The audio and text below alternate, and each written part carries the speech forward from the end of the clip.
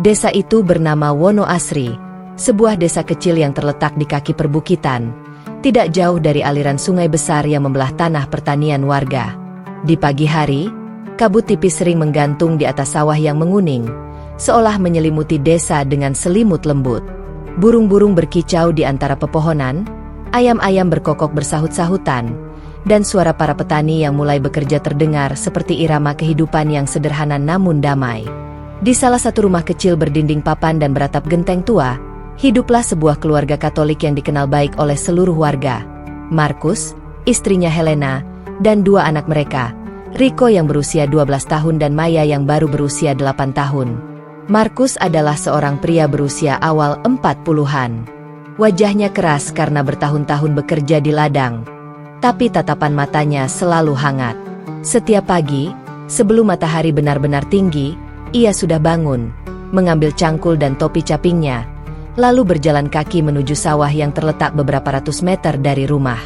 Di pundaknya selalu tergantung tas kecil berisi bekal yang dibuat Helena dengan penuh cinta. Helena, istrinya, adalah wanita lembut dengan senyum yang selalu ia usahakan tetap ada, meski kehidupan mereka tidak selalu mudah. Ia mengurus rumah, memasak, mencuci, dan sesekali membantu tetangga membuat kue untuk dijual ke pasar. Tangannya sering beraroma bawang dan daun jeruk, tetapi bagi Markus, aroma itu adalah tanda kehidupan, tanda cinta, tanda rumah. Rico adalah anak yang pendiam tapi sangat peka. Ia suka membantu ayahnya di sawah dan kerap diam-diam memperhatikan alam sekitar. Ia sering bertanya tentang awan, tentang hujan, tentang bintang di langit. Sementara itu, Maya adalah anak yang ceria, penuh tawa, dan tidak pernah kehabisan pertanyaan. Jika berjalan menyusuri jalan desa, Maya selalu memunguti bunga liar lalu menyelipkannya di rambut ibunya. Di desa Wono Asri, penduduk terdiri dari berbagai latar belakang agama.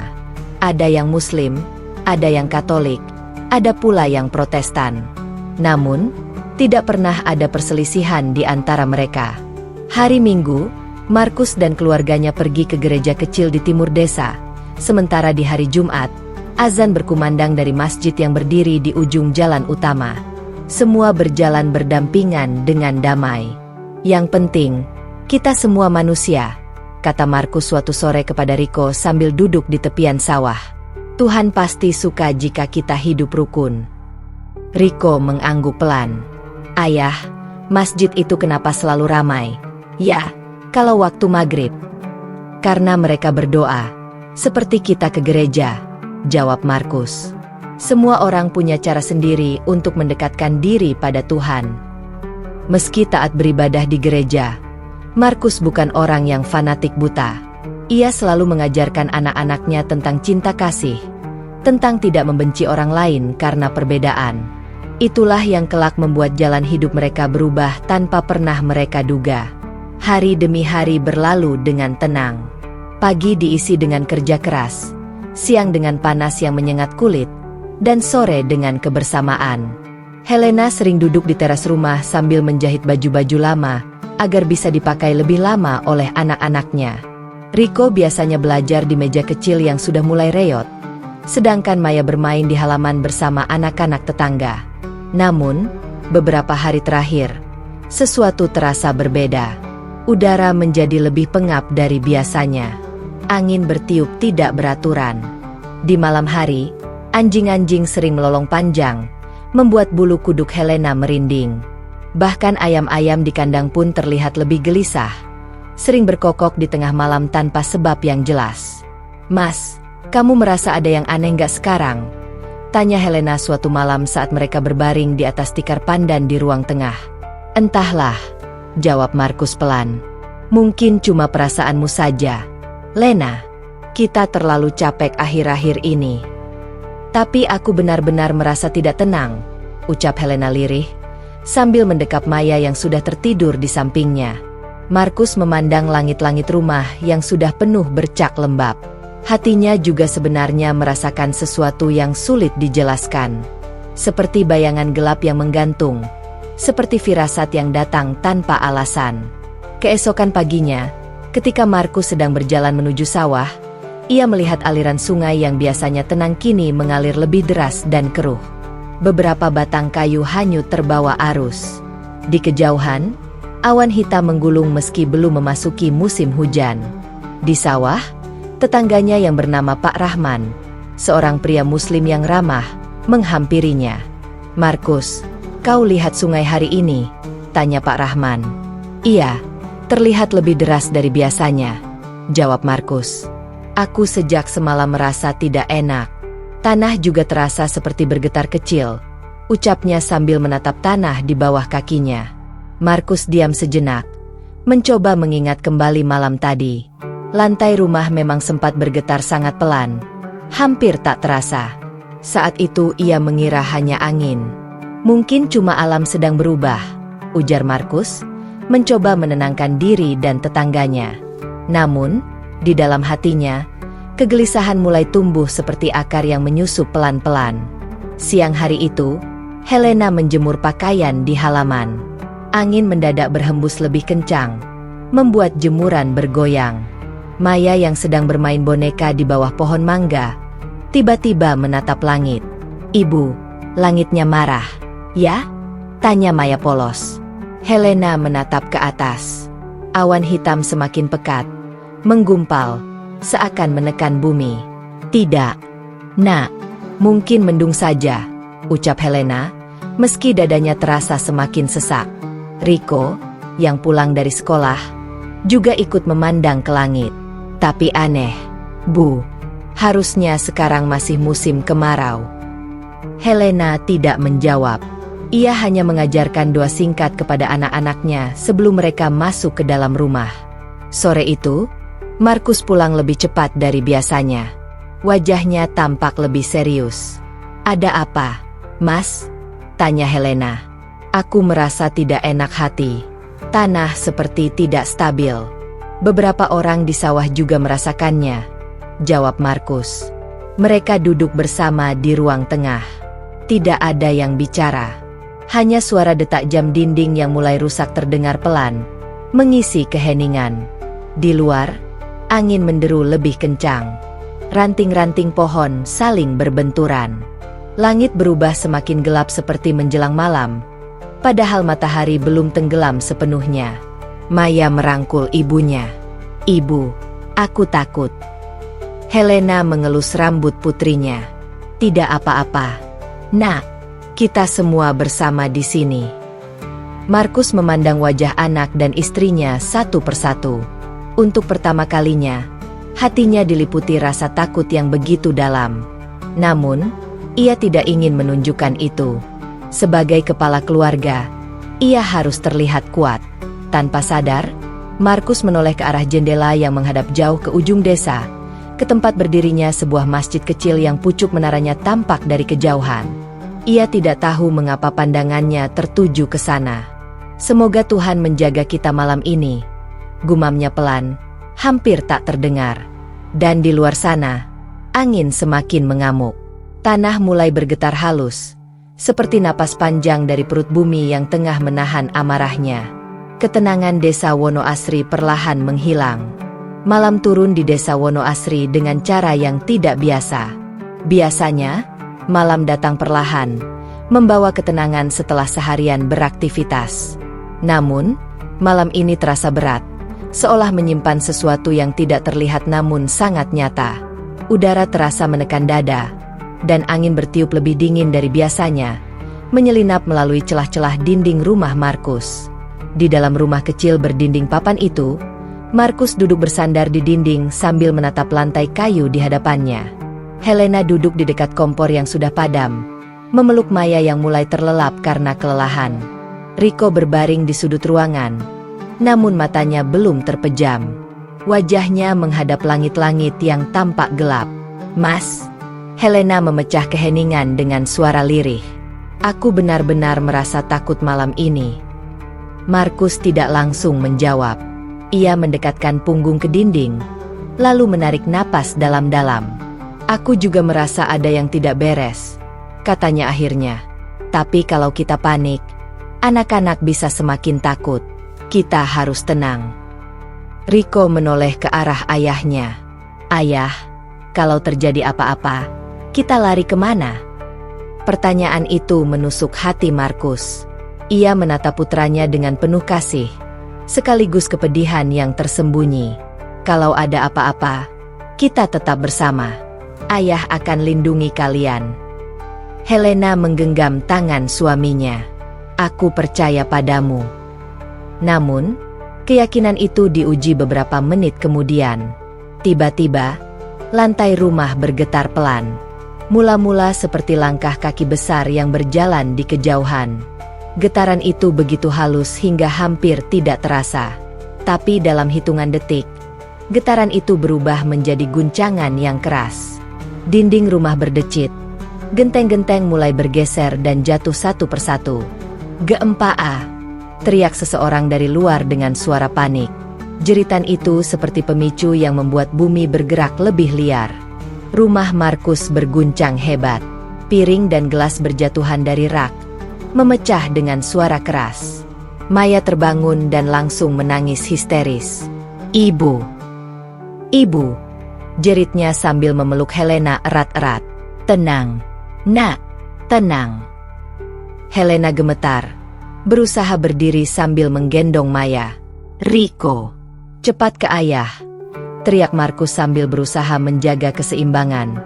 Rico berlari tertatih di atas lantai yang bergoyang seperti perahu dihantam ombak. Markus menarik anaknya masuk ke dalam pelukannya. Di luar, suara orang berteriak, suara benda jatuh, dan suara bangunan roboh terdengar semakin mengerikan. "Keluar! Kita harus keluar sebelum rumah ini roboh!" teriak Markus. Ia membuka pintu dengan sekuat tenaga. Angin kencang langsung menghantam wajah mereka saat pintu terbuka. Di luar, malam dipenuhi suara kehancuran. Pohon-pohon tumbang, tiang listrik bergoyang, dan di kejauhan terdengar suara bangunan ambruk. Markus menggandeng Rico, sementara Helena menggendong Maya. Mereka berlari keluar rumah, menuju tanah lapang kecil di depan rumah. Kaki mereka nyaris tidak bisa berdiri tegak karena tanah terus berguncang. "Ya Tuhan, tolong kami!" Helena menangis sambil memeluk erat anaknya. Markus menengadah ke langit yang gelap. Tidak ada bintang, hanya awan hitam bergerak cepat di atas mereka. "Lindungi keluargaku," gumamnya sambil menekan tubuh anak-anaknya ke dadanya. Guncangan itu berlangsung lama. Bukan hanya beberapa detik, namun seakan tidak mau berhenti. Setiap getaran membuat mereka berpikir bahwa inilah akhir dari segalanya. Rico memejamkan mata, menyelipkan wajahnya ke dada ayahnya. "Ayah, aku takut," bisiknya pelan. "Ayah di sini. Nak, ayah di sini." Setelah beberapa menit yang terasa seperti selamanya, getaran itu mulai mereda.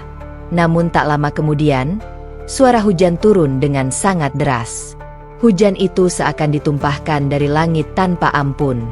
Angin bertiup semakin kencang, membuat air hujan menampar wajah mereka. "Mas, kita tidak bisa tinggal di sini. Rumah sudah mau roboh," teriak Helena di tengah hujan.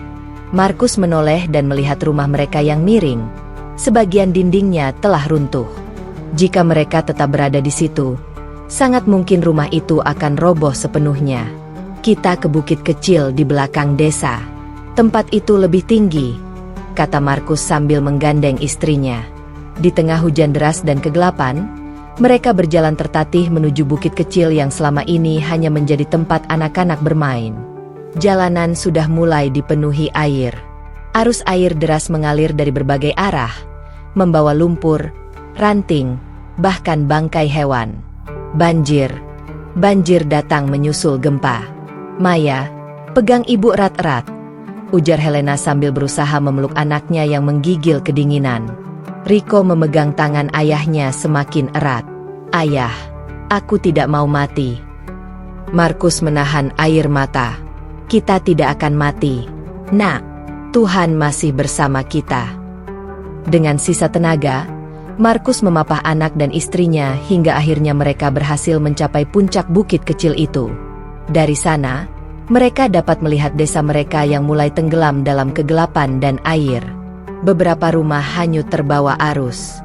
Tangisan dan teriakan minta tolong terdengar dari berbagai penjuru, namun suara hujan dan angin seringkali menenggelamkannya. Helena jatuh terduduk di tanah basah. Tubuhnya gemetar hebat, bukan hanya karena dingin, tapi karena syok. Maya sudah hampir tidak bersuara lagi, hanya terisak pelan di pelukan ibunya. Rico menatap desa mereka dengan mata kosong, seolah tidak percaya apa yang sedang terjadi. Semua hancur, gumam Rico. Markus berdiri mematung memandangi rumah-rumah yang selama ini berdiri kokoh. Semuanya kini hanya puing atau bahkan sudah ditelan air. Hatinya seperti terkoyak. Semua jerih payahnya selama bertahun-tahun kini hilang dalam satu malam. Kita selamat, kata Helena pelan, meski matanya basah oleh air mata. Itu yang paling penting. Markus berlutut di hadapan istrinya dan anak-anaknya. Ia memeluk mereka dengan erat, seolah ingin menyatu dengan mereka agar tidak terpisah lagi oleh apapun. Terima kasih Tuhan, Kau masih menjaga kami, ucapnya terbata-bata. Malam itu begitu panjang. Mereka bertahan di atas bukit kecil, basah kuyup, menggigil, dan lapar. Namun, di tengah penderitaan itu, satu hal membuat mereka tetap bertahan. Mereka masih hidup. Mereka masih bisa saling memeluk, saling menguatkan. Beberapa jam kemudian, hujan mulai mereda perlahan. Angin tidak lagi mengamuk seperti sebelumnya. Di kejauhan, terdengar suara azan dari arah desa. Suaranya sayup, namun jelas. Suara itu menembus dinginnya malam dan menusuk ke dalam hati Markus. Ia menoleh ke arah asal suara itu. Di kegelapan, ia melihat samar-samar sebuah bangunan dengan menara kecil yang masih berdiri tegak di tengah air dan puing. Masjid di ujung desa. Lihat itu, Lena, bisik Markus. Helena mengangkat kepala, menyipitkan mata menembus hujan yang masih tersisa. Masjid itu masih berdiri. Rico yang kelelahan ikut memandang ke arah yang sama. Kenapa masjid itu tidak roboh? Yah, Markus tidak menjawab. Hatinya dipenuhi tanda tanya yang semakin besar. Di tengah kehancuran total, satu bangunan itu berdiri utuh seperti dijaga oleh kekuatan yang tidak kasat mata. Malam itu, di atas bukit kecil, dalam kondisi penuh luka, basah, dan dingin, sebuah benih pertanyaan mulai tumbuh dalam hati Markus dan Helena. Sebuah pertanyaan yang kelak akan mengubah seluruh arah hidup mereka. Apa sebenarnya makna dari semua ini? Mengapa mereka diselamatkan? Dan mengapa masjid itu tetap berdiri ketika yang lain hancur? Pelan-pelan, Markus memeluk keluarganya lebih erat.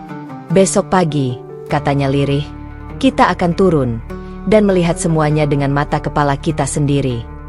Di matanya, ada kesedihan yang dalam, tapi juga ada sesuatu yang baru mulai menyala. Sebuah cahaya kecil di tengah kegelapan. Fajar menyingsing pelan di desa Wonoasri, namun tidak membawa ketenangan seperti biasanya. Yang muncul justru pemandangan yang membuat dada sesak dan hati gemetar. Matahari muncul di balik perbukitan dengan cahaya pucat, seolah enggan menyinari luka-luka yang ditinggalkan semalam. Markus berdiri di puncak bukit kecil tempat mereka mengungsi sepanjang malam. Tubuhnya pegal, bajunya masih basah, dan kulitnya terasa dingin hingga ke tulang. Di sampingnya, Helena duduk lemas sambil memeluk Maya yang masih terlelap dalam kelelahan. Rico berdiri di dekat ayahnya, menatap lurus ke arah desa yang kini hampir tak dikenali. Seperti mimpi buruk, gumam Rico pelan. Yang dulu terlihat sebagai jalan desa kini berubah menjadi aliran lumpur coklat. Rumah-rumah yang dulu berdiri rapi kini sebagian besar roboh, terseret arus, atau hanya menyisakan puing-puing kayu dan genteng pecah. Pohon-pohon tumbang saling bertumpuk, seperti korban yang terjatuh dan tak mampu bangkit kembali. Dan di tengah semua kehancuran itu, Berdiri satu bangunan yang tampak begitu mencolok, masjid di ujung desa. Dindingnya masih tegak, kubahnya utuh, bahkan menaranya masih berdiri kokoh. Air banjir mengalir di sekelilingnya, namun bangunan itu seperti pulau kecil yang selamat di tengah lautan kehancuran. Masjid itu, Helena mengangkat wajahnya, matanya sembab namun penuh keheranan. Bagaimana bisa tetap berdiri? Markus tidak menjawab. Hatinya terasa bergetar melihat pemandangan itu. Ada sesuatu yang tidak bisa dijelaskan dengan logika.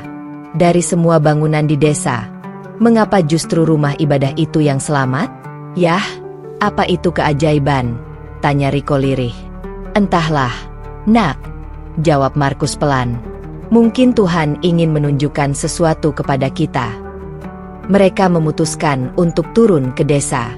Langkah mereka pelan dan hati-hati, melewati tanah becek, kayu berserakan, dan genangan air yang masih tersisa. Bau tanah basah, lumpur, dan kayu lapuk memenuhi udara. Sesekali mereka mendengar orang menangis atau memanggil nama anggota keluarga yang belum ditemukan. Helena berjalan sambil menggandeng Maya yang kini sudah terbangun. Namun wajah kecil itu tampak pucat dan bingung. "Rumah kita kemana, Ibu?" tanya Maya dengan polos. Helena menelan ludah, menahan air mata yang kembali menggenang di matanya. "Rumah kita sudah tidak ada, nak, tapi kita masih punya satu sama lain." Ketika mereka sampai di tempat rumah mereka dulu berdiri, Markus merasa jantungnya seperti diremas. Yang tersisa hanyalah puing kayu, atap runtuh, dan barang-barang yang sudah hancur bercampur lumpur. Tidak ada lagi dinding yang melindungi. Tidak ada meja kayu tempat mereka makan bersama. Tidak ada kasur tempat mereka beristirahat. Helena jatuh berlutut di tanah. Tangannya gemetar menyentuh sisa-sisa lantai rumah yang sebagian tertimbun lumpur. "Semua sudah hancur," bisiknya dengan suara pecah. Markus memeluk bahu istrinya dari belakang. "Kita masih diberi nyawa. Itu lebih berharga dari apapun." Maya memungut potongan boneka kainnya yang kotor dan sobek. "Bonekaku." Riko memalingkan wajahnya, tidak ingin melihat adiknya menangis lebih keras. Hatinya sendiri terasa amat perih. Setelah beberapa saat, suara orang-orang mulai lebih ramai terdengar. Warga desa yang selamat mulai keluar dari tempat persembunyian masing-masing. Beberapa dari mereka tampak terluka, ada yang berdarah, ada yang hanya mengenakan pakaian compang-camping, ada pula yang masih terdiam syok. Pak Rahman, tetangga Markus yang kemarin sempat berbincang dengannya, berlari menghampiri mereka. "Markus, Helena, syukurlah kalian selamat," serunya sambil memeluk mereka bergantian. "Kau juga selamat, Pak?" tanya Markus lega. "Alhamdulillah, istri dan anak-anakku juga. Rumah kami hancur, tapi nyawa masih ada," jawab Pak Rahman dengan mata berkaca-kaca. Ia lalu menoleh ke arah masjid. "Ajaib sekali. Ya, hanya masjid itu yang tidak rusak." Beberapa warga lain ikut mengangguk. Wajah mereka dipenuhi keheranan dan rasa takjub. Orang-orang mulai berkumpul, tanpa disadari langkah mereka mengarah ke satu tempat yang sama. Masjid yang masih berdiri utuh itu. Markus, Helena, Riko, dan Maya ikut melangkah mendekat. Setiap langkah terasa berat, bukan hanya karena lumpur yang menempel di kaki, tetapi karena beban di hati yang belum hilang. Ketika mereka sampai di halaman masjid, pemandangan di sana semakin membuat mereka terdiam. Tidak hanya dindingnya yang utuh, tetapi kaca jendelanya hampir tidak pecah. Pintu kayunya masih berdiri tegak, bahkan karpet di dalam terlihat kering meski di luar penuh air. "Subhanallah," gumam beberapa warga yang berdiri di dekat pintu. Markus berdiri beberapa meter dari pintu masjid. Entah mengapa, dadanya terasa hangat, meski tubuhnya masih basah. Ada perasaan asing yang belum pernah ia rasakan sebelumnya. Perasaan tenang, seakan ia sedang berada di tempat yang aman, terlindungi. "Mas," bisik Helena. "Aku merinding." "Aku juga," jawab Markus pelan. Tiba-tiba, seorang pria tua keluar dari dalam masjid. Wajahnya teduh, janggutnya memutih, dan sorot matanya penuh ketenangan. Ia adalah penjaga masjid, seorang ustaz yang selama ini dikenal sederhana dan rendah hati. "Alhamdulillah, kalian semua masih hidup," ucapnya dengan suara lembut. "Masuklah, di dalam lebih aman." Beberapa orang ragu, tapi sebagian besar mengikuti. Helena melangkah hati-hati sambil menggenggam tangan Maya. Rico berada di sisi ayahnya. Markus berjalan perlahan. Setiap langkahnya disertai perasaan campur aduk yang sulit dijelaskan.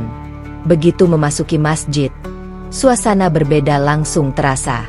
Udara di dalam lebih hangat, lebih tenang, dan entah bagaimana, aroma kayu dan karpet seakan membawa kedamaian yang sulit ditemukan di luar sana. Maya memandang ke sekeliling dengan mata berbinar. "Di sini, bagus sekali, Bu," katanya pelan. Helena tidak mampu menjawab. Ia hanya menatap mihrab dan ruang luas di dalam masjid dengan perasaan terharu. Ia bukan seorang muslim, tapi saat itu, baginya, tempat itu terasa seperti perlindungan suci. Markus berdiri mematung di tengah ruangan. Matanya menyapu seluruh bagian masjid, dari karpet hingga atap. Semuanya masih utuh. Tidak ada tanda-tanda kehancuran. Di luar, dunia seakan runtuh. Namun di dalam sini, ada ketenangan yang luar biasa. Ia menutup mata sejenak. Dalam hatinya, muncul satu pertanyaan yang saat itu tidak bisa dihindari lagi. Siapa sebenarnya Tuhan yang melindungi tempat ini? Dan mengapa aku merasakan kedamaian di sini? Ustaz tua itu mendekati mereka dengan senyum lembut. "Kalian boleh beristirahat di sini. Allah melindungi rumahnya, dan siapapun yang berada di dalamnya." Markus menatap pria itu. "Kami bukan muslim," ujarnya ragu. Ustaz itu tersenyum. "Di hadapan Tuhan yang Maha Esa, kita semua hanyalah manusia yang mencari perlindungan. Di sini, kalian aman." Kalimat itu menembus hati Markus lebih dalam dari yang bisa ia bayangkan. Ia memandang Helena, lalu kedua anaknya. Di dalam masjid yang tetap berdiri kokoh ketika dunia di luar runtuh, ia merasa seperti menemukan sesuatu yang selama ini ia cari, namun tidak pernah ia sadari. Di luar, orang-orang masih menangisi rumah mereka yang hilang. Namun di dalam masjid itu, Markus untuk pertama kalinya merasakan harapan yang baru. Sebuah awal dari perjalanan spiritual yang akan mengubah hidup mereka selamanya. Angin pagi berembus pelan, membawa aroma tanah basah dan kayu lapuk yang terendam air semalaman. Kabut tipis masih menggantung di atas desa yang kini hampir tak dikenali lagi bentuknya. Di mana-mana terlihat puing-puing rumah, batang pohon tumbang, perabotan hancur, dan barang-barang hanyut yang tersangkut di pagar. Bencana semalam telah mengubah semuanya dalam sekejap. Markus berdiri membisu di tengah reruntuhan rumahnya. Ia mencoba mengenali sisa-sisa kehidupan yang pernah mereka jalani dengan tenang di sana. Sebuah potongan dinding kamar yang pernah dicat Helena dengan warna lembut kini tergeletak miring. Sepotong ranjang terlihat setengah tertimbun lumpur. Di sudut lain, lemari kayu yang dulu sering dipakai menyimpan pakaian anak-anak terbelah dua. Semua yang mereka bangun dengan susah payah selama bertahun-tahun kini hilang tak bersisa. Di belakangnya, Helena menggenggam erat tangan Rico dan Maya. Kedua anak itu berdiri tanpa suara. Tidak seperti biasanya yang ramai dan ceria, kali ini mereka hanya menatap sekeliling dengan mata kosong. Mata mereka seakan kehilangan cahaya kanak-kanak yang biasanya bersinar penuh harapan. "Kita masih hidup, itu yang terpenting," ujar Helena lirih, seolah menguatkan diri sendiri lebih dari siapapun. Markus menoleh padanya. Ia berusaha tersenyum, namun yang muncul hanya raut letih dan mata yang berkaca-kaca.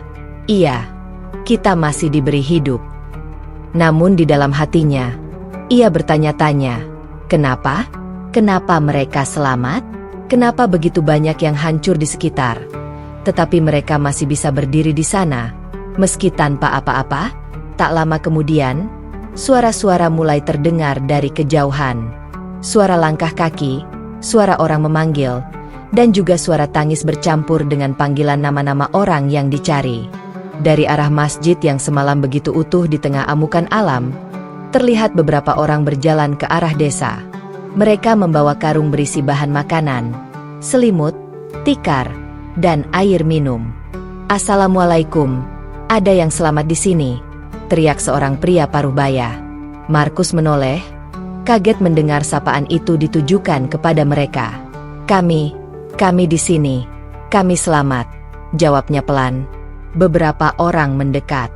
Di wajah mereka tidak terlihat rasa curiga atau jarak. Yang ada hanya keprihatinan dan kepedulian tulus. "Alhamdulillah, syukurnya masih selamat," ucap salah satu dari mereka sambil tersenyum. "Kami dari masjid, Pak. Kami membuka posko bantuan di sana. Kami mengumpulkan makanan dan selimut semampunya."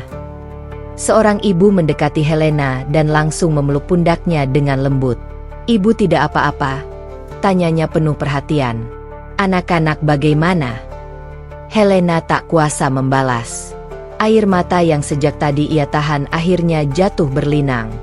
Dalam pelukan orang asing itu, tangisnya pecah. Bukan tangis ketakutan, tetapi tangis lega. Tangis karena akhirnya ia merasa tidak sendirian. Terima kasih. Hanya itu yang bisa keluar dari bibirnya.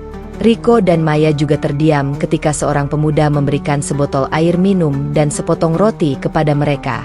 "Ayo, diminum dulu. Nak, kamu pasti kehausan," katanya lembut. Maya menerimanya dengan tangan kecil yang bergetar. "Terima kasih, Om," jawabnya malu-malu. Pemandangan itu membuat hati Markus tergetar. Ia melihat bagaimana orang-orang Muslim itu bergerak cepat membantu, tanpa bertanya siapa, dari mana, dan apa agamanya. Yang mereka lihat hanya sesama manusia yang sedang membutuhkan pertolongan. "Pak, mari ikut kami ke masjid. Di sana lebih aman. Kami sudah menyiapkan tempat untuk beristirahat," ujar pria paruh-baya tadi. Markus menoleh sebentar ke arah Helena. Perempuan itu mengangguk pelan. Tidak ada pilihan lain lagi. Masjid yang semalam mereka lihat berdiri kokoh kini menjadi satu-satunya tempat yang terasa aman di tengah kehancuran. Mereka berjalan bersama, melewati jalan desa yang berubah menjadi lumpur. Setiap langkah terasa berat, bukan hanya karena kaki lelah, tetapi juga karena hati yang hancur. Namun begitu mereka mendekati masjid, ada perasaan hangat yang aneh merambat di dada Markus. Masjid itu memang masih berdiri kokoh. Dindingnya bersih. Lantainya hanya sedikit terkena lumpur.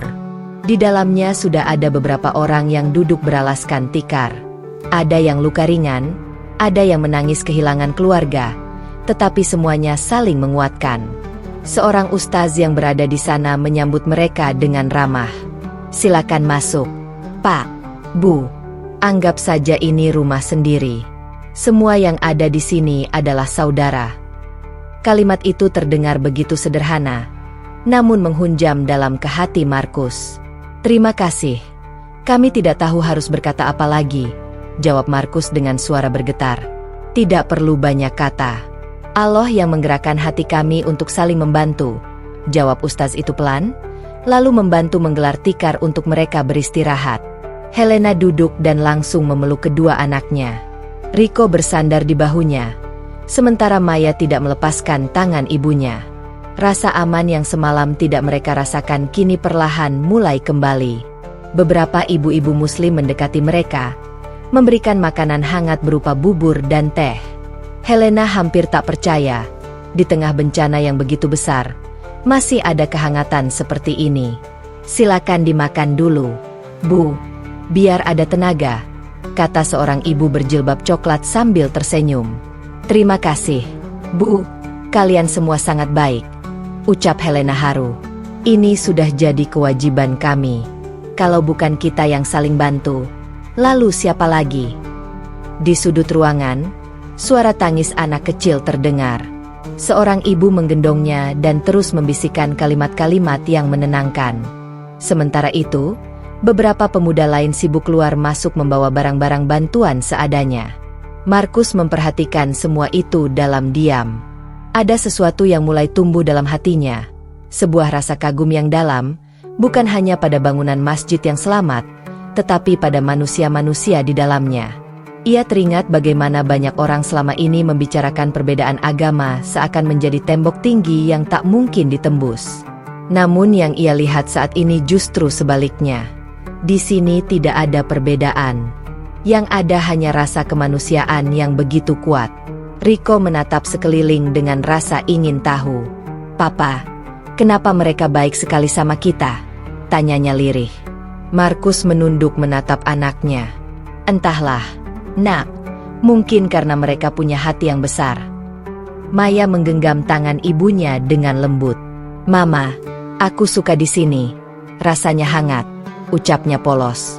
Ucapan itu menusuk hati Helena. Ia mengusap rambut Maya, menahan air mata yang nyaris jatuh lagi. "Iya, sayang. Mama juga merasa begitu." Di waktu yang sama, suara azan berkumandang untuk pertama kalinya setelah bencana itu terjadi. Suaranya menggema merambat di udara pagi yang masih diselimuti duka. Suara itu mengalun lembut, namun kuat, seolah menjadi pengingat bahwa di balik kehancuran, masih ada harapan dan kehidupan. Markus terdiam. Jantungnya berdetak lebih cepat. Ia tidak mengerti makna setiap kata yang dilantunkan dalam azan itu, tetapi ada getaran yang membuat dadanya sesak oleh perasaan aneh yang belum pernah ia rasakan sebelumnya. Entah kenapa, matanya berkaca-kaca. Helena menoleh, melihat wajah suaminya yang terlihat berbeda dari biasanya. "Ada apa, Markus?" tanyanya pelan. "Aku tidak tahu, tapi suara itu membuat hatiku bergetar," jawab Markus lirih. Mereka berdiam dalam hening, membiarkan suara azan memenuhi ruang dan hati mereka. Saat itu, tanpa disadari, sebuah pintu kecil di dalam jiwa Markus mulai terbuka. Pintu menuju sesuatu yang baru, sesuatu yang akan mengubah hidup seluruh keluarganya selamanya. Dan dari masjid yang berdiri tegak di antara puing-puing, pelukan kemanusiaan itu berubah perlahan menjadi pelukan hidayah yang amat lembut. Malam turun perlahan di atas desa yang masih basah oleh luka bencana. Langit terlihat lebih gelap dari biasanya, bukan hanya karena awan mendung yang belum sepenuhnya pergi, tetapi juga karena duka yang menggantung di udara. Di dalam masjid, lampu-lampu kecil menyala redup. Cahayanya tidak terang, namun cukup untuk menerangi wajah-wajah lelah yang bertahan di dalamnya. Markus duduk bersandar pada dinding, memandangi lantai yang dingin di hadapannya. Di sebelahnya, Helena menjaga Rico dan Maya yang tertidur dalam kelelahan. Kedua anak itu terlelap dengan napas yang pelan, seolah dunia yang hancur di luar sana tak lagi mampu mengusik mimpi mereka untuk sementara waktu. Namun Markus sama sekali tidak bisa memejamkan mata. Pikirannya dipenuhi peristiwa beberapa hari terakhir. Dari kehidupan yang tenang, rumah yang utuh, suara tawa anak-anak yang selalu memenuhi halaman, kini semuanya tinggal kenangan yang terkubur lumpur dan reruntuhan. Ia menarik napas panjang dan menghembuskannya pelan. Dadanya terasa sesak, bukan hanya karena kehilangan, tetapi juga karena sesuatu yang baru mulai mengusik jiwanya. Sejak tadi sore, pikirannya terus kembali pada satu hal, masjid yang tetap berdiri di tengah kehancuran. Mengapa bangunan ini selamat? Bagaimana mungkin tembok-temboknya tetap kokoh sementara bangunan lain runtuh? Dan yang lebih mengherankan lagi, mengapa orang-orang di dalamnya memiliki hati yang begitu lapang, penuh cinta, tanpa memandang siapa yang mereka bantu? Markus menoleh pelan ke arah Helena. Wajah istrinya terlihat pucat, namun ada ketenangan aneh di sana. Tidak ada kemarahan, tidak ada kebencian, hanya kelelahan bercampur pasrah. "Helena," panggil Markus lirih. Helena menoleh. "Iya, Markus. Kau masih terjaga?" "Sedikit," jawabnya, tersenyum tipis. "Aku sulit tidur." Markus mengangguk pelan. "Aku juga. Pikiranku terlalu penuh." Helena menatap suaminya dengan lebih saksama. "Kau sedang memikirkan apa?" Markus terdiam sejenak. Ia tidak tahu harus memulai dari mana. Perasaan yang memenuhi dadanya bukan sekadar kebingungan. Ada sesuatu yang lebih dalam, lebih sunyi, namun sangat kuat. "Aku terus memikirkan masjid ini, dan orang-orang di dalamnya," jawabnya akhirnya. Helena menarik napas pelan. Aku juga merasakannya. Gumamnya. Rasanya. Berbeda. Damai. Padahal kita kehilangan segalanya di luar sana. Lanjut Markus. Aku seharusnya merasa marah. Merasa kecewa pada Tuhan. Tapi entah kenapa. Justru aku merasa seperti masih dilindungi. Kata-kata itu keluar dari mulut Markus dengan berat. Namun jujur. Helena memandang sekeliling masjid, ke arah beberapa orang yang masih terjaga, duduk diam berdoa atau menunduk pasrah. Aku merasakan hal yang sama. Di sini, aku merasa tidak sendirian. Walau rumah kita hancur, aku merasa seperti ada yang memeluk hati kita. Markus memejamkan mata sejenak. Ingatannya kembali pada suara azan yang sore tadi memenuhi udara. Suara itu masih terngiang di telinganya. Ia bahkan tidak mengerti maknanya, tetapi getarannya seolah menembus hingga ke dalam jiwanya. Tadi, saat mereka melantunkan azan, aku hampir menangis, ucapnya jujur. Aku tidak tahu kenapa. Helena tersenyum tipis. Aku melihatnya di wajahmu. Matamu berkaca-kaca. Markus tertawa kecil. Pahit. Mungkin aku mulai kehilangan akal. Tidak. Helena menggeleng pelan. Mungkin justru kau mulai menemukan sesuatu. Kalimat itu membuat Markus terdiam cukup lama.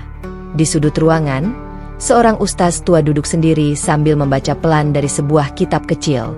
Suaranya hampir tidak terdengar, seperti bisikan yang menyatu dengan suasana hening malam. Setiap kata yang keluar dari mulut sang ustaz terdengar lembut, penuh makna, meski Markus tidak memahami isinya. Namun entah mengapa, hatinya terasa hangat setiap kali mendengarnya. Apa yang sedang Bapak baca?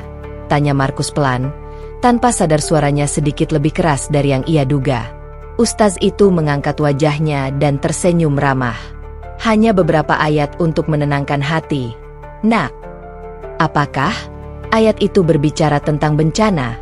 Tanya Markus ragu-ragu. Ya, tentang ujian, kehilangan, dan bagaimana Tuhan selalu dekat dengan orang-orang yang hatinya berserah, jawab sang ustaz pelan. Kata-kata itu menancap dalam di benak Markus. Ia kembali duduk tenang, membiarkan batinnya bergulat dengan segala pertanyaan yang muncul. Di sisi lain, Helena memandangi kedua anaknya yang masih tertidur pulas.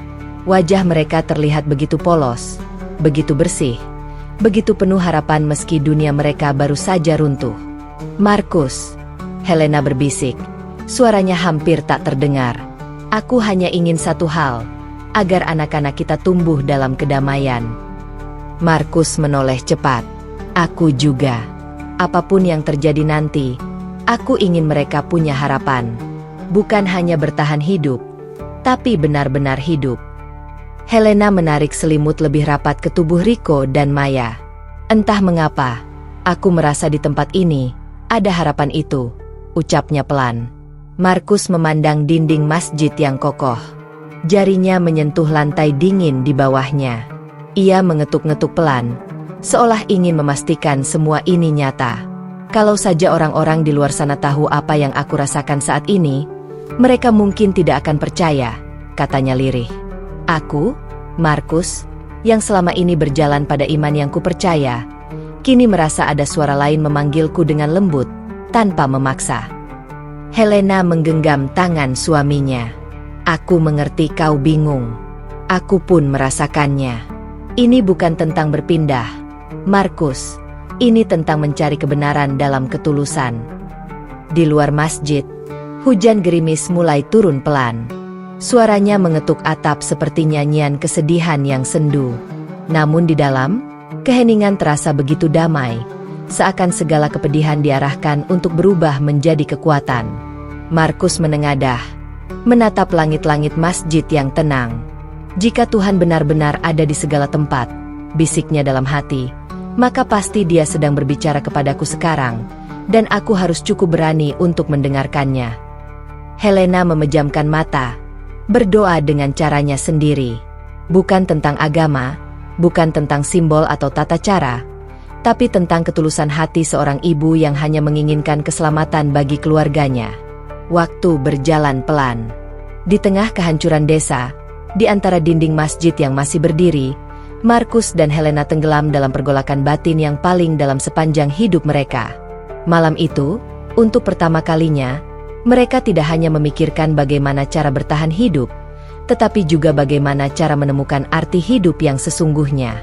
Dan jauh di dalam dadanya, Markus sadar, bukan hanya rumahnya yang runtuh hari itu, tetapi juga dinding lama di dalam hati yang selama ini menutup pintu bagi sebuah kebenaran yang baru. Pagi datang perlahan, menyentuh dunia yang masih luka. Cahaya matahari menembus kabut tipis di antara pepohonan yang tumbang dan puing-puing rumah yang berserakan. Udara terasa sejuk, bercampur bau lumpur, air kotor, dan kayu basah yang masih menempel di segala sudut desa. Di dalam masjid, suasana lebih hidup dibandingkan malam sebelumnya. Beberapa orang sudah terbangun lebih dulu. Ada yang membantu membersihkan lantai, menyapu sisa lumpur kering. Ada pula yang membagi-bagikan makanan sederhana kepada para korban yang mengungsi di sana. Markus terbangun dengan perasaan aneh dalam dadanya. Tangannya masih menggenggam tas kecil berisi barang seadanya yang tersisa. Di sampingnya, Helena terlelap dalam posisi bersandar pada dinding, sementara Rico dan Maya masih tertidur pulas di pangkuannya. Ia menatap wajah-wajah yang paling ia cintai di dunia itu. Hatinya terasa nyeri, bukan karena kehilangan rumah, melainkan karena rasa takut jika suatu hari ia tak mampu melindungi mereka lagi. Namun di saat yang sama, ia juga merasa ada kekuatan baru yang mulai tumbuh di dalam dirinya. Sesuatu yang belum pernah ia rasakan sebelumnya. Seorang pemuda mendekat sambil membawa beberapa gelas air dan sepotong roti. "Pak, silakan diminum dulu. Kalau haus, ambil saja di dekat pintu masjid." Markus tersenyum kecil. "Terima kasih, Nak." Pemuda itu mengangguk ramah dan pergi membantu yang lain. Markus meminum air itu perlahan. Rasanya segar, bukan hanya untuk tenggorokannya, tetapi juga untuk pikirannya yang sempat kacau beberapa hari terakhir. Tak lama kemudian, Helena pun terbangun. Ia memandang sekeliling sebentar, seolah masih berusaha memahami di mana mereka berada. Setelah sadar mereka masih di dalam masjid, wajahnya mengendur sedikit. "Markus," katanya pelan, "apakah aku hanya bermimpi semalam?" Markus tersenyum tipis. "Tidak, semua ini nyata." Helena menarik napas pelan. Rasanya begitu damai, meski kita kehilangan segalanya. Markus mengangguk. "Aku juga merasakannya."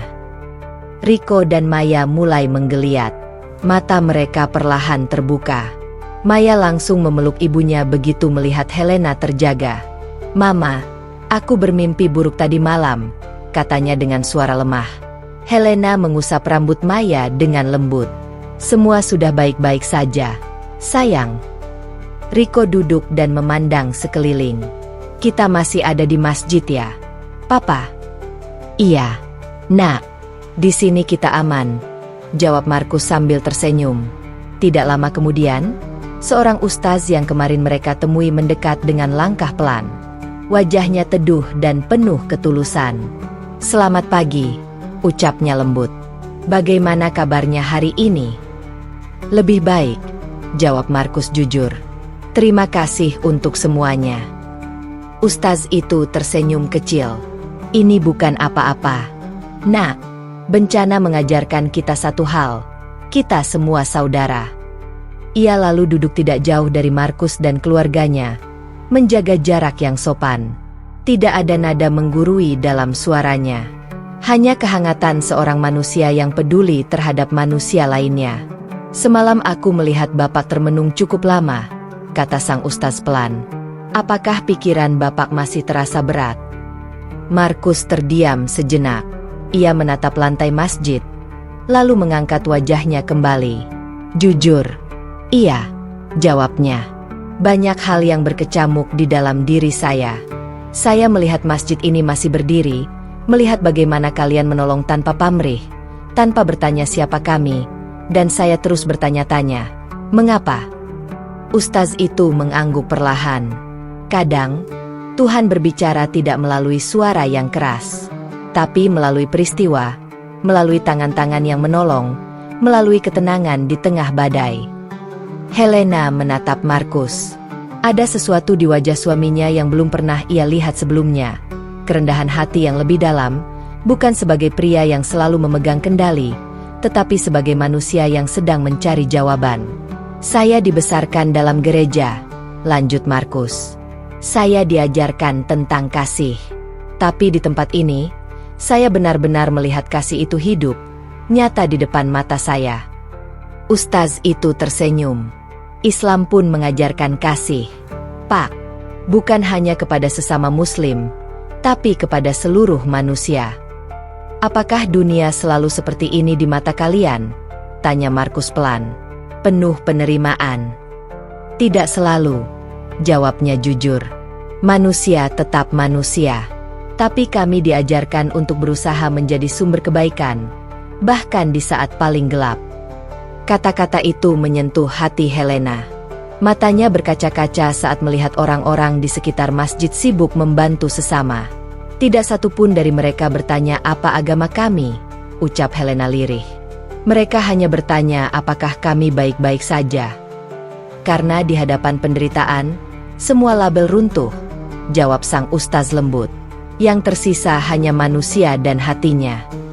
Percakapan itu berakhir dalam keheningan yang penuh makna. Markus memejamkan mata sejenak. Detak jantungnya terasa lebih tenang daripada hari-hari sebelumnya. Ia merasa sedang berdiri di ambang pintu sebuah perjalanan baru. Bukan perjalanan fisik, melainkan perjalanan batin. Beberapa jam kemudian, makanan kembali dibagikan. Kali ini berupa nasi sederhana dengan lauk seadanya. Namun bagi Markus dan keluarganya, itu terasa lebih dari sekadar makanan. Itu adalah bukti bahwa mereka masih diberi kehidupan, masih diberi kesempatan. Papa, bisik Riko sambil menyuapkan nasi ke mulutnya perlahan. Aku ingin suatu hari bisa sebaik mereka. Markus terdiam sejenak lalu mengangguk. Kau bisa, nak. Asal hatimu selalu terbuka. Maya tersenyum kecil. Aku ingin pakai kerudung seperti ibu-ibu itu. Mereka cantik dan baik. Helena terkejut mendengar itu. Ia menatap putrinya dan tersenyum lembut. Kau suka karena mereka baik? Ya. Maya mengangguk mantap. Iya, Mama. Mereka seperti malaikat. Kata-kata polos itu menusuk hati Helena. Ia memeluk Maya lebih erat, menahan tangis haru yang nyaris tumpah. Masjid itu perlahan berubah di mata mereka. Bukan lagi sekadar tempat ibadah umat yang berbeda, melainkan tempat di mana mereka menemukan makna baru tentang cinta, tentang Tuhan, dan tentang kemanusiaan. Sore hari, Markus keluar sebentar mengelilingi area sekitar. Ia melihat kehancuran desa yang pernah ia kenal. Namun di tengah kehancuran itu, matanya kembali tertuju pada satu bangunan yang tetap berdiri tegak, masjid tempat keluarganya berlindung. Ia menatap bangunan itu lama. Kenapa engkau biarkan ini tetap berdiri? Bisiknya dalam hati. Apakah ini pertanda? Atau hanya kebetulan? Namun dalam hatinya, ia tahu jawabannya tidak sesederhana itu. Ia kembali masuk ke dalam masjid dan duduk di samping Helena. Aku merasa seperti sedang ditunjukkan sesuatu, ujar Markus pelan. Entah apa, tapi aku tidak lagi ingin menolaknya. Aku ingin memahaminya. Helena memandangnya dengan lembut. Mungkin inilah saat kita berhenti melawan rasa itu, dan mulai mendengarkannya. Di kejauhan, langit mulai berwarna jingga. Matahari perlahan tenggelam di balik puing-puing desa yang porak-poranda. Namun di dalam masjid, cahaya baru justru mulai muncul, cahaya yang tidak berasal dari matahari, melainkan dari hati yang mulai terbuka. Hari itu, tanpa disadari, Markus dan Helena telah mengambil satu langkah kecil menuju sebuah kebenaran besar. Sebuah langkah yang akan mengubah takdir mereka, bukan karena paksaan, melainkan karena panggilan lembut dari dalam jiwa. Hujan turun perlahan sejak pagi. Bukan hujan deras yang menakutkan seperti beberapa waktu lalu, melainkan hujan ringan yang terasa seperti berkah. Tetesannya menimpa atap seng rumah kecil Markus, mengeluarkan suara ritmis yang menenangkan. Udara terasa lebih sejuk dari biasanya, seolah alam turut memberi ketenangan bagi hati-hati yang sedang mencari jawaban. Di dalam rumah, Markus duduk di ujung ranjang kayunya yang sudah mulai lapuk. Matanya tertuju pada jendela yang sedikit terbuka, membiarkan angin sejuk masuk ke dalam ruangan. Di sampingnya, Helena memeluk kedua lututnya, menyandarkan kepala ke bahu sang suami. Di lantai dekat kaki mereka, Rico dan Maya duduk bersila, mendengarkan dengan penuh perhatian. Beberapa hari terakhir telah mengubah banyak hal dalam hidup mereka. Bencana yang hampir merenggut segalanya, keajaiban bangunan masjid yang tetap utuh, dan kebaikan orang-orang yang membantu tanpa membedakan latar belakang. Semuanya masih terasa seperti mimpi yang belum sepenuhnya mereka pahami. Namun ada satu hal yang jelas, hati mereka telah tersentuh oleh sesuatu yang sangat dalam. "Ayah masih tidak habis pikir," ucap Markus pelan, suaranya nyaris tenggelam oleh suara hujan. "Gedung-gedung besar roboh, rumah kita rusak, gereja bahkan sekolah pun hancur. Tapi masjid itu tetap berdiri. Bukan sekadar berdiri, tapi juga menjadi tempat perlindungan dan pertolongan bagi semua orang." Helena mengangguk pelan. Matanya berkaca-kaca. Bukan hanya bangunannya, Markus, tapi hati orang-orang di sana juga. Mereka tidak bertanya kita siapa, agama apa kita. Mereka hanya datang, menolong, memberikan makanan, selimut, dan tempat berlindung. Rico yang sejak tadi diam, akhirnya membuka suara. "Waktu banjir besar datang, orang pertama yang menarik tanganku dari arus itu adalah seorang pemuda dari masjid. Ayah." Dia tersenyum sambil berkata, "Tenang, Dick, kamu selamat." Aku merasa seperti ditolong malaikat." Maya menggenggam tangan kakaknya erat-erat. "Aku juga." "Yah." Seorang ibu menutupi tubuhku dengan jilbabnya waktu hujan deras turun, supaya aku tidak kedinginan. Padahal dia sendiri menggigil. Keheningan kembali menyelimuti ruangan. Suasana haru menggantung di udara. Markus menutup matanya sebentar. Ada perasaan campur aduk dalam dadanya. Syukur, bingung, haru, dan semacam panggilan yang belum bisa ia jelaskan dengan kata-kata. Sejak hari itu, sesuatu dalam diri mereka perlahan berubah. Setiap pagi, Markus terbangun lebih awal. Bukan lagi karena gelisah, tetapi karena suara azan yang terdengar sayup dari masjid yang berdiri tak jauh dari tempat penampungan sementara. Suara itu, entah bagaimana, membuatnya merasa tenang. Tidak memaksa, tidak menghakimi. Hanya panggilan lembut yang bergema di udara. Awalnya, Markus hanya mendengarkan. Dari balik pintu, dari kejauhan. Namun lama-kelamaan, ia mulai berdiri di depan jendela setiap kali suara itu berkumandang. Mendengarkan dalam diam, meresapkan kata demi kata. Helena pun merasakan hal yang sama. Di matanya, sudah tak ada lagi rasa takut. Yang ada justru rasa ingin tahu yang tulus. "Markus," kata Helena suatu pagi, suaranya hampir berbisik. "Apa menurutmu, semua ini terjadi hanya kebetulan?" Markus menoleh padanya. "Menurutmu, apakah ini cara Tuhan berbicara kepada kita?" Pertanyaan itu menggantung di udara. Markus tak segera menjawab, tapi hatinya tahu bahwa Helena menanyakan sesuatu yang sama selama ini berputar di kepalanya sendiri. Hari itu, mereka kembali mengunjungi masjid. Bukan untuk berlindung, tetapi untuk mengucapkan terima kasih. Beberapa relawan masih berada di sana, membersihkan lingkungan sekitar, membagikan makanan, dan membantu warga yang kehilangan tempat tinggal. Begitu mereka tiba, seorang lelaki berpeci putih menghampiri mereka dengan senyum ramah. "Pak Markus, Bu Helena, anak-anak, bagaimana kabarnya hari ini?" "Kami baik," jawab Markus pelan. "Kami cuma ingin bilang, terima kasih. Kalian semua luar biasa." Pria itu tersenyum lebih lebar. "Kami hanya melakukan apa yang seharusnya kami lakukan sebagai sesama manusia."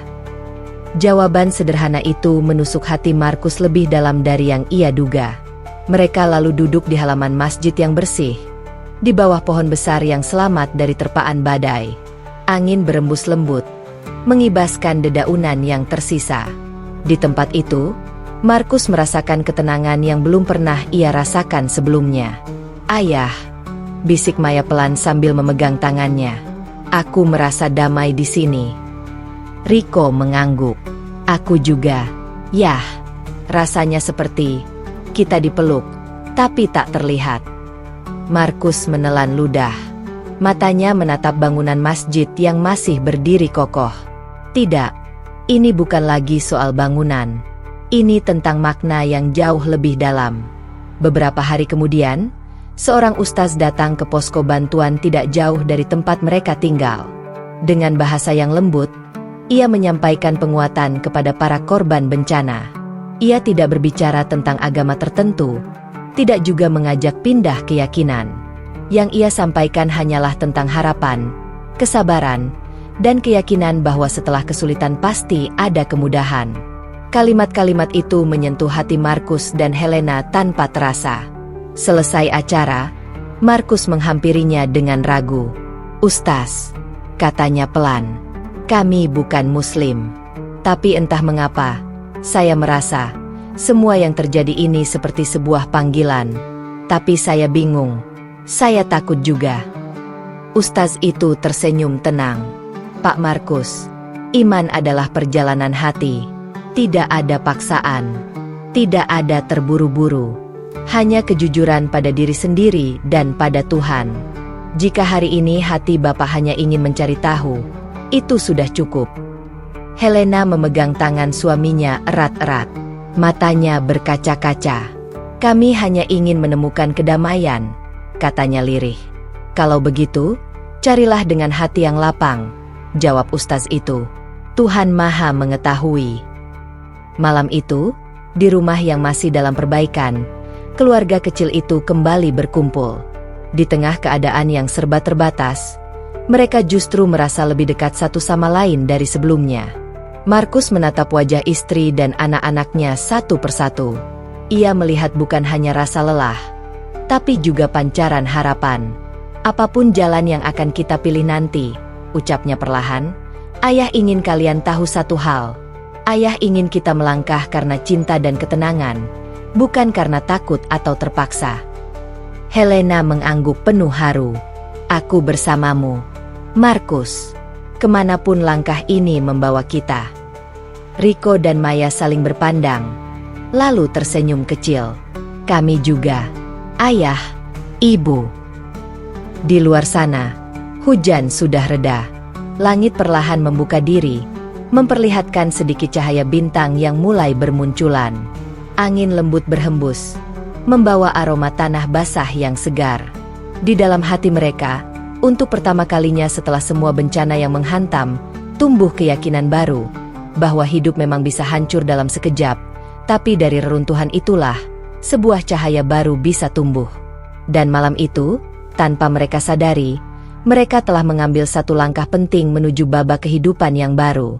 Langkah yang belum sepenuhnya mereka pahami, namun terasa benar di hati.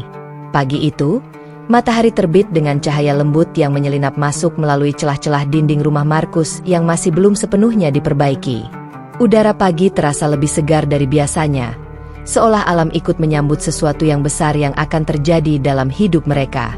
Burung-burung berkicau di dahan yang tersisa setelah badai, menyanyikan lagu baru tentang harapan dan awal yang baru. Di dalam rumah, Markus terbangun lebih dulu. Ia duduk di tepi ranjang, memandangi wajah Helena yang masih terlelap. Di wajah istrinya, terlihat kelelahan yang belum sepenuhnya hilang sejak bencana itu terjadi. Namun di balik lelah itu, ada ketenangan baru yang belum pernah ia lihat sebelumnya. Markus menatap langit-langit yang retak, lalu memejamkan mata. Dalam diam, pikirannya kembali mengingat semua kejadian yang telah mereka alami. Bencana yang menghantam tanpa ampun, tangisan, ketakutan, kehilangan, air bah yang hampir menenggelamkan mereka, tangan-tangan asing yang menarik mereka dari maut. Masjid yang berdiri kokoh saat bangunan lain runtuh. Senyum orang-orang yang memberi minum saat mereka kehausan. Selimut yang menutupi tubuh anak-anaknya yang menggigil. Semua itu bukan sekadar kenangan.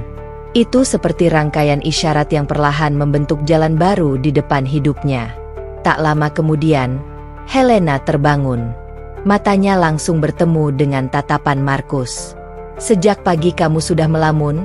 tanyanya pelan, namun hangat. Markus tersenyum tipis. "Aku hanya merasa hari ini berbeda, Helena." "Berbeda bagaimana?" "Seperti ada sesuatu yang memanggil kita untuk melangkah lebih jauh." Hatiku terasa penuh, tapi juga gentar. Helena mengangguk pelan, seolah mengerti sepenuhnya tanpa perlu penjelasan panjang. Ia meraih tangan suaminya dan menggenggamnya erat. "Aku juga merasakan hal yang sama sejak beberapa hari ini," ucapnya lirih. "Setiap kali mendengar suara azan dari masjid itu, hatiku bergetar. Bukan karena takut, tapi karena damai." Rico dan Maya keluar dari kamar kecil mereka. Setiap langkah mereka pelan, seolah mereka pun merasakan suasana yang berbeda di pagi itu. "Ayah, Ibu," kata Rico, "kenapa rumah terasa lebih tenang hari ini?" Markus menatap anak sulungnya itu. "Karena hati kita mulai menemukan arah, Nak." Maya tersenyum kecil. "Arah kemana, Yah?" Markus terdiam sejenak. Ia melirik Helena, mencari keberanian di mata istrinya. Helena mengangguk perlahan, memberi isyarat bahwa apapun yang hendak ia katakan, mereka akan menghadapinya bersama-sama. "Arah menuju kebenaran dan kedamaian," jawab Markus akhirnya. Tak ada yang tertawa, tak ada yang bingung. Justru ada kesunyian yang dalam, namun penuh makna. Semua seolah mengerti, meski belum sepenuhnya paham. Hari itu mereka memutuskan untuk kembali datang ke masjid. Bukan sekadar berkunjung, tetapi membawa niat di dalam hati yang tak bisa lagi mereka abaikan. Langkah mereka menyusuri jalanan yang masih penuh lumpur dan sisa reruntuhan. Rumah-rumah hancur berdiri seperti saksi bisu dari kedahsyatan bencana. Namun di antara puing-puing itu, masjid berdiri tegak dengan tenang, seolah memeluk segala luka di sekitarnya. Begitu sampai di halaman masjid, Markus merasakan getaran aneh di dadanya. Kakinya terasa berat, bukan karena lelah, tetapi karena beban perasaan yang bercampur antara takut, haru, dan keyakinan baru yang perlahan tumbuh. Seorang pria yang selama ini sering membantu mereka mendekat. Wajahnya ramah, matanya penuh ketulusan. "Assalamualaikum, Pak Markus, Bu Helena," ucapnya lembut. Markus dan Helena saling berpandangan. Kalimat itu kini terdengar berbeda di telinga mereka. Hangat, damai, dan penuh ketenangan. "Waalaikumsalam," jawab Markus perlahan, meski belum begitu terbiasa mengucapkannya. Pria itu tersenyum. "Bagaimana kabar kalian hari ini?" "Baik, dan entah mengapa, hati kami terasa sangat tenang saat berada di sini," jawab Helena jujur. Mereka duduk di teras masjid yang bersih dan sejuk. Rico dan Maya diam di samping orang tuanya. Kedua anak itu terlihat lebih tenang daripada biasanya, seolah mereka pun merasakan kehadiran sesuatu yang luhur. Beberapa menit kemudian, seorang ustaz yang sama seperti sebelumnya menghampiri mereka. Senyum lembut tak pernah lepas dari wajahnya. "Ada yang bisa saya bantu, Pak Markus?" tanyanya. Markus menunduk sebentar. Napasnya terasa berat. Tangannya berkeringat. Ia merasa seperti sedang berada di persimpangan terbesar dalam hidupnya. "Ustaz," suaranya bergetar, namun jujur, "saya tidak tahu bagaimana harus mengatakannya. Tapi semua yang kami alami, semua yang kami lihat, semua kebaikan yang kami terima, telah membuka mata dan hati kami." Ia berhenti sebentar, lalu melihat wajah Helena, Rico, dan Maya satu persatu. "Kami ingin mengenal Islam, bukan karena paksaan, bukan karena ikut-ikutan, tetapi karena hati kami merasa inilah jalan yang telah ditunjukkan kepada kami." Helena tak kuasa menahan air matanya. Air mata yang jatuh bukanlah air mata ketakutan, melainkan air mata lega. "Aku juga merasakannya, Ustaz," ucapnya dengan suara bergetar. "Seolah selama ini aku berjalan dalam kabut, dan sekarang kabut itu mulai tersibak." Rico menggenggam tangan ayahnya erat. Ayah, apapun yang ayah dan ibu pilih, aku dan Maya ikut. Aku tidak takut. Di sini aku merasa aman. Maya mengangguk dengan mata yang berkaca-kaca. Aku juga. Yah, aku ingin selalu merasa setenang ini. Ustaz itu terdiam sejenak. Wajahnya penuh haru. Ia tidak tergesa-gesa, tidak memaksa, hanya menatap mereka dengan penuh penghormatan. Perjalanan iman adalah hal yang sangat pribadi, ucapnya pelan. Jika ini benar-benar datang dari hati kalian, maka tugas saya hanya membimbing dan mendoakan. Mereka akhirnya dibimbing dengan tenang, lembut, tanpa tekanan apapun. Tidak ada teriakan, tidak ada paksaan, tidak ada suasana mencekam. Yang ada hanyalah keheningan sakral yang penuh air mata haru dan rasa syukur. Di bawah langit yang bersih setelah hujan, di hadapan bangunan yang tetap tegak di tengah reruntuhan, Markus, Helena, Rico, dan Maya mengucapkan kalimat yang mengubah arah hidup mereka selamanya. Bukan hanya kata-kata yang terucap, tetapi sebuah kelahiran kembali bagi jiwa mereka. Tangis haru pecah, menyatu dengan suara burung dan semilir angin. Beberapa orang yang berada di sekitar masjid ikut menitikkan air mata, bukan karena kesedihan, tetapi karena terharu melihat kekuatan hidayah yang begitu lembut menyentuh sebuah keluarga kecil yang telah melewati ujian besar. Usai semuanya, Markus memeluk Helena erat-erat. Kita berjalan dalam gelap untuk waktu yang lama, bisiknya. Tapi hari ini aku merasa seperti baru melihat cahaya untuk pertama kalinya. Helena mengangguk sambil menangis dalam pelukan suaminya. Aku juga, Markus. Aku merasa dilahirkan kembali.